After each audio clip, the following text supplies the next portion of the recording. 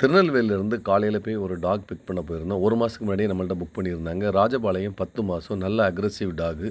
ஏற்ற முன்னாடியே ரொம்ப கஷ்டப்பட்டு வண்டிக்குள்ளே ஏறவே கஷ்டப்பட்டான். அதனால் ஏற்றிட்டோம். அதுக்கப்புறம் ஒரு பீகிள் நம்மள்ட்ட இருந்து சேலுக்கு போட்டிருந்தோம். அதையும் தென்காசியிலேருந்து ஒருத்தவங்க அவங்களையும் கொண்டு கொடுத்துட்டோம்.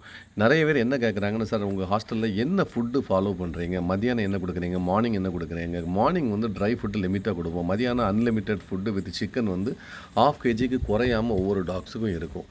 அக்ரெசிவ் டாக்னால தான் இந்த ராஜபாளையம் டாக்குக்கு நான் ஃபீட் பண்ண வந்தேன். அதுக்கு முன்னாடியே 1 ஹவருக்கு பிஃபோர் ஆட்டே மற்ற டாக்ஸுக்கெல்லாம் ஸ்டாஃப் வந்து ஃபீட் பண்ணிட்டாங்க. அதனால் எல்லா டாகும் சாப்பிட்டுக்கிட்டு ரைஸை மட்டும் மிச்சம் வச்சுருக்குது. அதுலேயும் சில டாக்ஸு சிக்கனை விட்டுருவாங்க. ஏன்னா டெய்லி சிக்கன் கொடுக்கும்போது அவங்களுக்கு சிக்கன் வந்து எவ்வளோ தேவையோ அவ்வளோ சாப்பிட்டுக்கிட்டு பாக்கி மெதுவாக எடுப்பாங்க. ஒவ்வொரு டாகும் ஹெல்த்தியாக இருக்கும்னா நான்வெஜ் கொடுத்தாலோ பெடிகிரி இல்லைனா ட்ரை ஃபுட் கொடுத்தா மட்டும்தான் ஹெல்த்தியாக இருக்கும். வெஜிடேரியன் வந்து டாக்ஸுக்கு வந்து நம்மளை பொறுத்தவரை செட் ஆகாதுன்னு பாருங்கள். சிக்கன் பீஸ் எடுத்து தனியாக கீழே போட்டிருக்கிறான் சாப்பிட்டுக்கிட்டு. ஸோ இந்த டாக் எல்லாமே ஹெல்த்தியாக இருக்க காரணம் நான்வெஜ்னால மட்டும்தான் நினைக்கிறேன்.